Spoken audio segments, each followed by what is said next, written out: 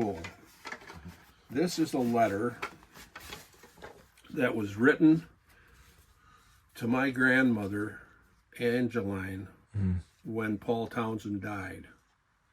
And it's from the captain that he was under from the 13th Wisconsin. And they were all from over here, Little Prairie. Yeah.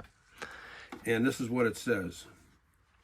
Mrs. John Endy and Mrs. Grover, daughters of Paul Townsend, recently deceased, received the following letter a few days ago from Captain Kingman, age 92.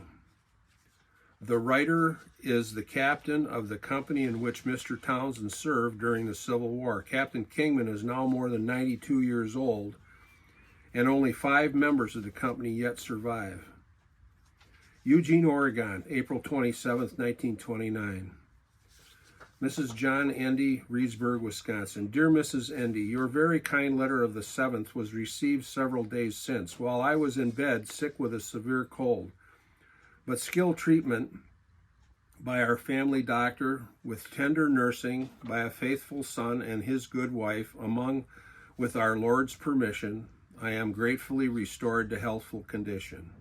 Requisite to sadly respond to said letter, your good father, in his young, mature manhood, was one of my faithful and beloved soldier boys in Company I of the 13th Wisconsin Infantry.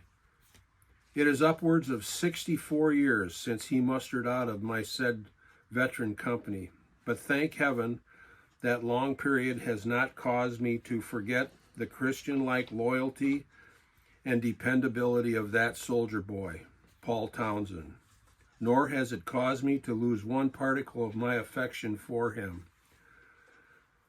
Out of 180 total of my said company, he was one out of 65 besides myself to survive. But the eternal Master has now called him to his eternal rest.